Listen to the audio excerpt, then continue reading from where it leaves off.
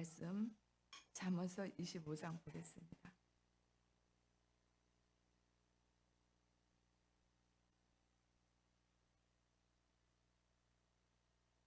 잠언서 25장 오늘은 17, 18, 19절 세 절만 보도록 하겠습니다. 함께 우리 합독하겠습니다. 시작. 너는 이웃집에 자주 다니지 말라. 그가 너를 싫어하며 미워할까 두려우니라. 자기의 이웃을 쳐서 거짓 증거하는 사람은 방망이요 칼이요 뾰족한 화살이뇨. 환난 날에 진실하지 못한 자를 의뢰하는 것은 부르진 이와 위골된 발 같으니라. 아멘.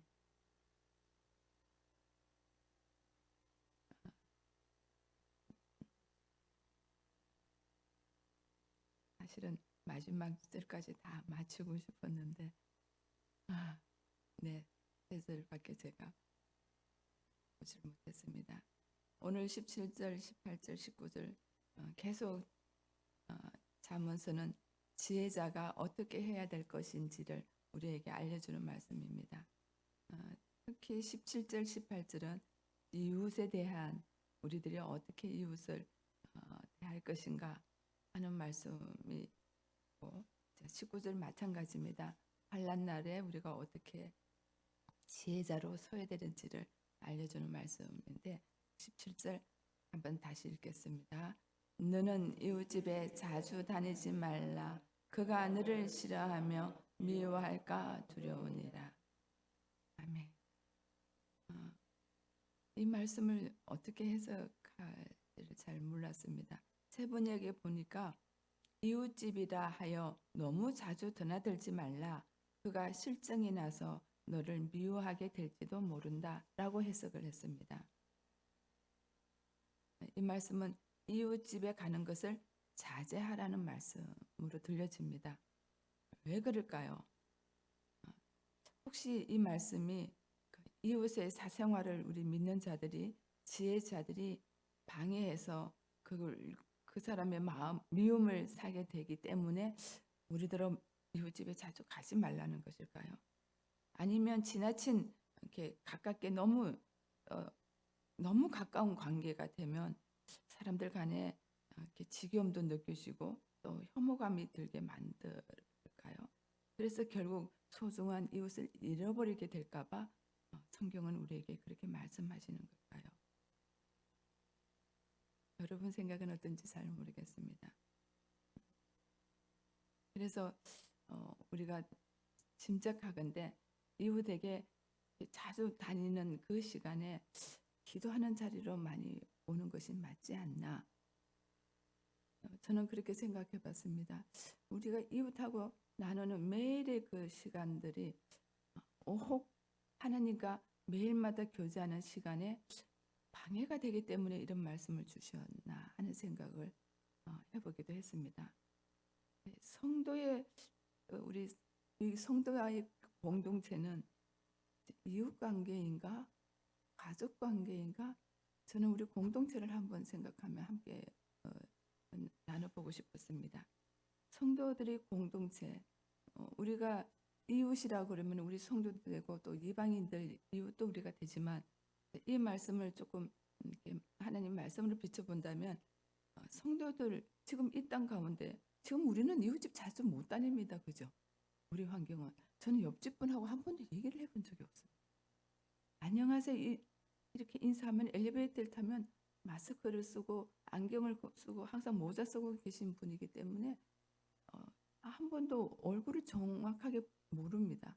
그리고 인사드리고 말을 한마디 하려고 그러면 고개를 푹 숙이고 저희들 5층밖에 안 되니까 그냥 소설같이 내려가니까 다녀오십시오 그러면 끝입니다. 저희가 지금 1년이 넘었는데 아직 모릅니다. 강아지 소리만 들립니다. 지금 현실은 그렇습니다. 이 아파트 문화 자체는 그렇습니다. 그러면 이 말씀은 우리에게 적용이 안 되는 걸까요? 그런 건 아니라는 생각이 듭니다. 성도 우리 공동체 속에서 한번 적용을 해봤습니다. 우리들의 관계는 이웃 관계인가요? 가족 관계인가요? 백성들이 하나님을 믿는 백성들의 공동체는 이웃 관계가 아니고 가족 관계입니다. 우리 공동체는 가족입니다. 그래서 가족은 다 압니다.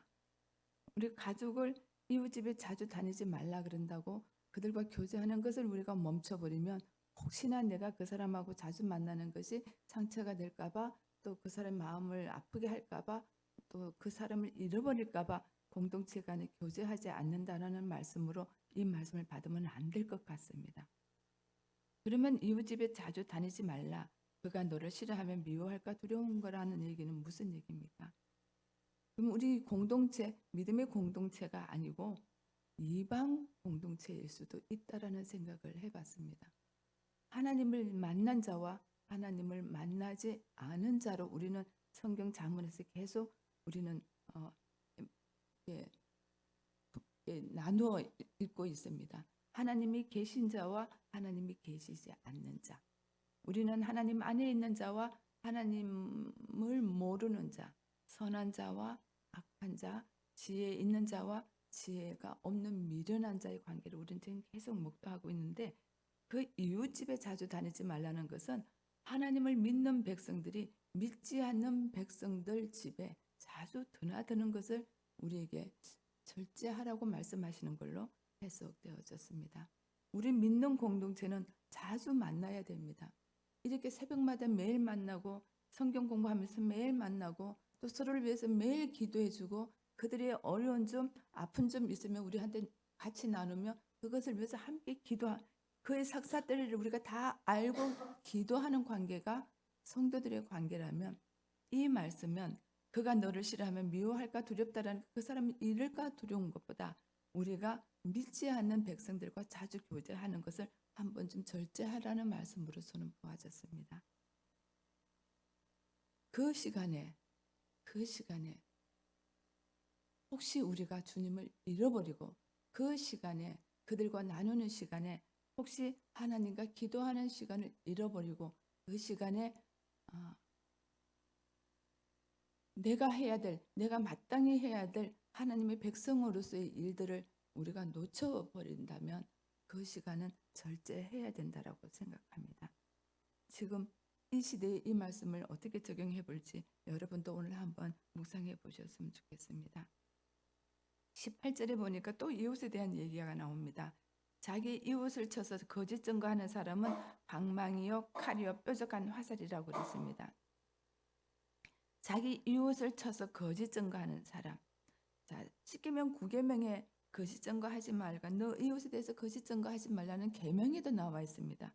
그만큼 거짓 증거하는 사람들이 많았던 것 같습니다.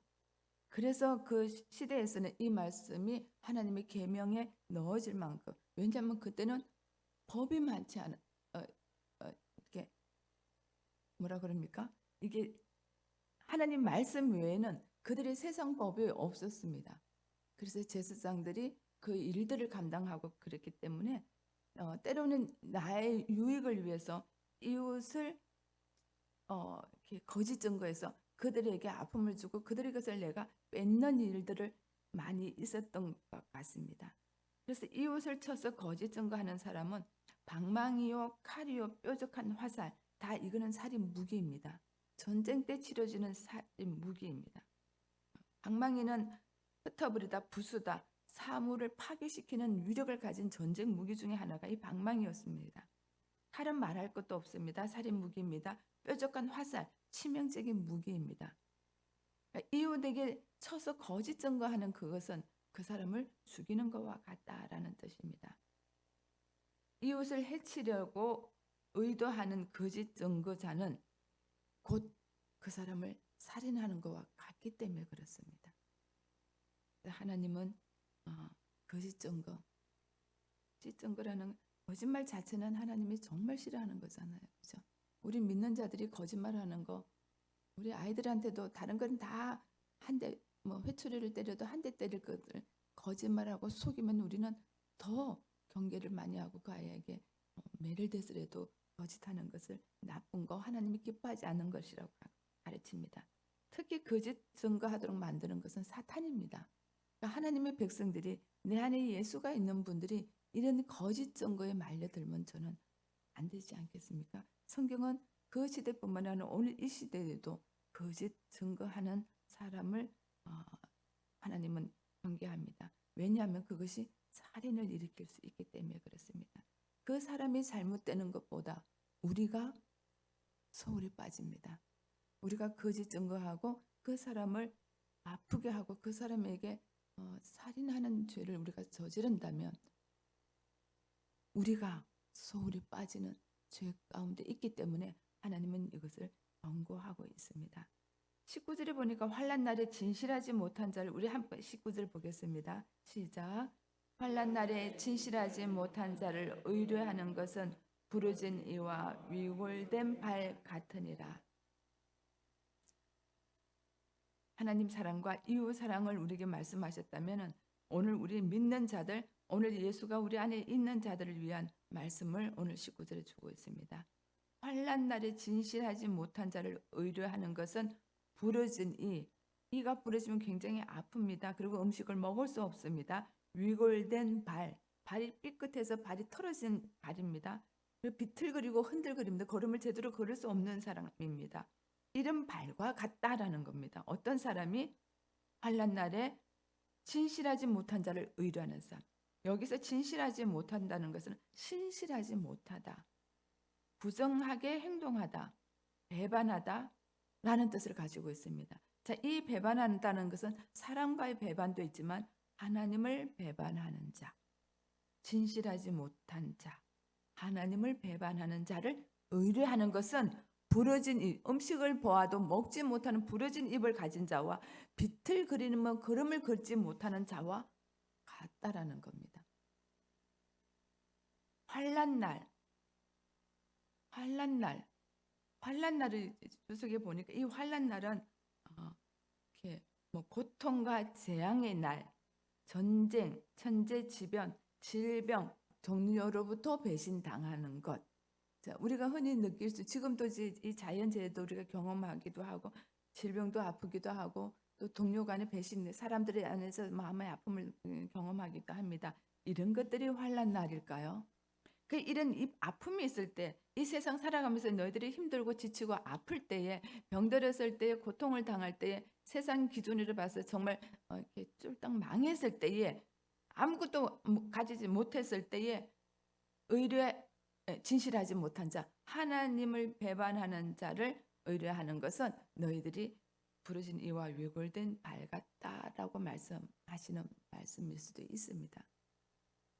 근데 우리 믿는 자들에게 환난 날은 구체적으로 어떤 날일까요?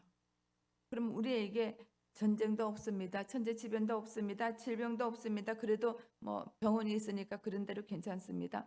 그리고 사람들하고 교제를 별로 안 하고 나 혼자 잘 살기 때문에 배신받을 일도 없습니다. 그래서 우리는 환난이 없습니다. 할렐루야. 그렇게 얘기할 수 있을까요?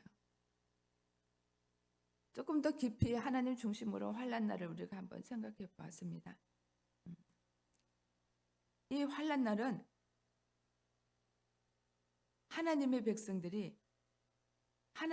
백성들이 우리의 도움의 권인이신 하나님을 떠난 사람이 당하는 것이 환난 날입니다. 오늘 우리가 이렇게 기도하고 하나님과 관계가, 친밀한 관계가 아주 아름답게 잘 갖춰진 이 삶에서 우리가 하나님을 떠난 삶으로 벗어나는 것, 그것이 환난 날이라는 겁니다. 내가 신앙생활은 하고 있지만 내 안에 하나님의 영과 함께 하지 아니하고 주님이 내 안에 계시지 않고 내가 나를 주관하고 내가 나를 다스리고 내가 통치권자가 되어 있으면 그것이 환난을 당하는 겁니다. 잠언서에서 계속 얘기합니다. 내가 나를 지배하는 순간 우리는 악한 자의 자리에 서게 되기 때문에 그렇습니다. 우리는 의롭지를 못합니다. 우리는 우리를 지킬 힘이 사실 없습니다. 하루에도 수많은 시간을 우리가 우리를 다스릴 때 당하는 힘든 일들을 우리는 경험합니다. 그렇기 때문에 우리는 예수님이 안 계시면 우리는 곧 환난 날을 경험합니다. 그 환난 날이 어떤 날이냐면 전쟁, 천재지변, 질병, 배신을 당하는 것처럼 경험되어지는 이 환난을 주님이 우리 가운데 계시지 않으면 우리는 이 일들을 경험한다는 겁니다. 저만 그런지는 모르겠습니다. 그래서 저는 한시라도 내 안에 주님이 계시지 않을까 봐 우리는 주님을 매일마다 나와서 기도하면서 주님의 임재를 요청합니다. 사울 왕과 다윗 왕의 다른 점을 우리는 많이 압니다. 똑같이 이스라엘의 왕입니다. 근데 사울 왕은 하나님이 떠난 사람입니다. 다윗 왕은 조금이라도 범죄할 때에 하나님이 나에게서 떠날까 봐 자기가 범죄하고 나단 선지자한테 책망받았을 때에 그런 눈물을 흘리면서 침상을 적실 정도로 하나님 앞에 회개했다고 그랬습니다. 왜 그랬습니까? 왕은 그 정도 권력을 누릴 수 있지 않습니까? 뭐 하나쯤 죽일 수 있나요? 뭐 그 권세는 말할 수 없잖아요. 왕인데. 바세바 그 여인 할 수 있잖아요. 사랑할 수 있잖아요. 그게 그렇게 눈물을 흘리면서 침상을 적실 정도로 회개해야 될 일인가요? 그래서 다윗이 그렇게 대성통곡하면서 울었을까요? 그렇지 않다라고 봅니다. 다윗의 눈물은 혹시 이 일로 인하여 하나님이 내게서 떠날까 봐 울은 울음이라고 봅니다. 오늘 우리는 이런 울음을 울어야 됩니다. 혹시 내가 이웃에게, 내가 이 땅에 살아가면서 내가 예수 없는 삶을 살다가 주님 손에서 벗어날까 봐. 그러면 얘기할 겁니다. 하나님은 우리와 늘 함께 계시겠지만 내가 언제든지 집을 나가도 또 하나님은 나를 찾으신다. 맞습니다. 지난번 수요일 날 박혜문 선교사님이 오셔서 은혜 말씀을 주고 가셨는데 말씀이 너무 은혜스러웠습니다. 이 땅에서 그렇게 쉽게 들어볼 수 없는 말씀을 들은 것 같이 그 말씀이 지금도 가슴에 맹맹맹맹 도웁니다. 우리는 나갈 수밖에 없대요. 우리는 맨날 예수님 손에서 벗어날 수밖에 없대요. 그런데 중요한 건 또 돌아오면 된다는 거예요. 그래서 우리는 그리스도인들은 뻔뻔해도 괜찮다고 말씀하셨어요. 우리는 뻔뻔해지라고 그러셨습니다. 나는 절대로 하나님 안 떠날 거야. 난 절대로 예수님을 떠나지 않아. 그렇게 장담할 사람이 아무도 없다라는 겁니다. 언제든지 비둘기가 날아가듯이 날아가 버릴 수 있습니다. 근데 비둘기가 하나님이 우리에게 비둘기처럼 되라는 것은 비둘기는 다시 자기 집으로 돌아온다는 얘기예요. 그 비둘기니까 돌아오는데 우리 하나님의 백성들이 하나님의 품을 떠났다가 이리저리 방황하다가 다시 또 돌아오기만 하면 하나님은 너무 기뻐하신다는 거예요. 그렇습니다. 우리는 매일마다 떠났다가 돌아오는 존재입니다. 매일마다 우리에게는 환난 날이 우리를 매일 유혹합니다. 떠나도록 만듭니다. 그래서 잠시 방향을 틀어서 세상을 바라보고 주님 없이 내가 나를 통치하고 그러다가 정신이 번쩍 들면 다시 또 돌아오는 자들이 하나님의 백성들입니다. 근데 기가 막힌 거는 그 하나님이 오늘도 우리와 함께 계시고 우리를 지켜주신다는 사실입니다. 시편 28편 1절에서 9절을 한번 읽어보면 좋겠습니다. 시편 28편 7절과 9절입니다.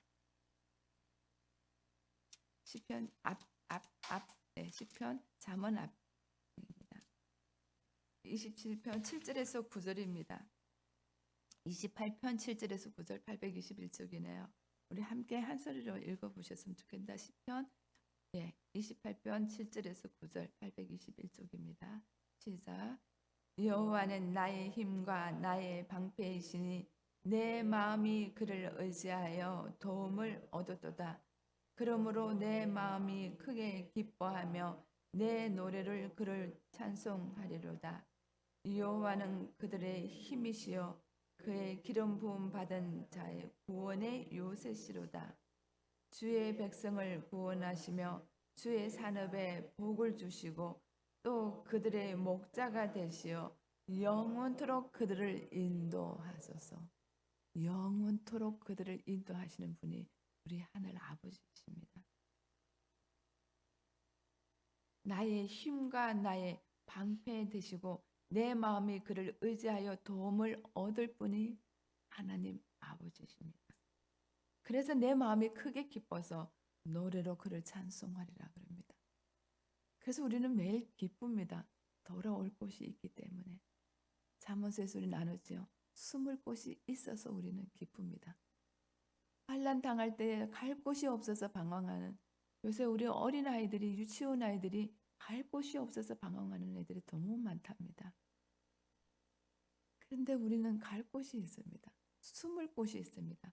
근데 그분이 어떤 분이냐면 우리를 요새로, 구원의 요새십니다. 아무 향기도 우리를 빼앗기지 않고 우리를 숨겨줄 수 있는 요새가 우리 하늘 아버지입니다. 그것뿐만 아닙니다. 우리들의 사업에 복을 주시고 우리를 구원하시며 우리의 목자가 되어주시는 분이 우리 하늘 아버지입니다. 이 아버지가 환난 가운데 있는 우리들을, 때로는 우리가 환난 가운데 던져졌을지라도, 천재지변이 일어난 환난 아닙니다. 우리가 하나님의 품을 수시로 떠나 있을지라도 오늘 다시 돌이켜서 주님 품에 안기면 주님은 오늘 우리를 다시금 품어주시고 그 구원을 완성시켜 주신 그 구원을 절대로 포기하지 않으십니다. 우리 요새가 되십니다. 그래서 우리 안에 주님이 계시고 우리가 예수 믿는 성도라는 것이 얼마나 귀한 건지 모릅니다. 그런 자는 위골된 이와 부러진 이와 위골된 발 같은 자는 그 하나님을 떠나 세상으로 가는 자, 세상에서 지혜를 줄 수도 없는, 세상에서 우리를 구원할 수도 없는, 세상에서 우리를 이렇게 숨겨줄 수도 없는 그런 자를 의뢰하는 자는 얼마나 어리석습니까? 먹지도 못하고 걷지도 못하는 절름발이처럼 산다라는 겁니다. 여러분, 오늘 한 날 우리가 어떤 자리에 서 있는지 돌아볼 수 있었으면 좋겠습니다. 저가 행복한 것처럼 여러분도 행복하십니까? 오직 예수님 한 분만으로 만족하신 분들입니까? 많은 여러분들이 저도 그렇습니다. 그러면 여러분들은 오늘 정말 복 있는 자들입니다. 세상에 가진 것 아무것도 없어도 복된 자고요. 세상에서 내가 얻은 게 아무것도 없어서는 기뻐할 수 있고요. 세상이 나를 공격해오고 매일마다 저녁마다 마음이 아프고 아려서 내가 어찌할 바를 알지 못해서 눈물 짓고 고통스러운 시간들이 있을지라도 우리는 주님 안에 있기 때문에 그 울음을 멈출 수 있는 자들입니다. 주님의 위로를 받을 수 있는 사람들입니다. 주님이 우리와 함께 계신다고 토닥거려 주시는 아버지가 있는 자들입니다. 그 주님이 저는 너무 좋습니다. 박희문 선교사님이 그 주님이 너무 좋아서 그 케냐에 아무도 가지 않는 소말리아 땅, 무슬림들이 총 들고 언제든지 총만 쏘면 죽을 수 있는 그 땅을 어김없이 13년 동안 지켜오고 있다고 그러셔요. 우리는 그 정도는 아니잖아요. 근데 우리가 그분보다 안 기뻐하면 안 되잖아요.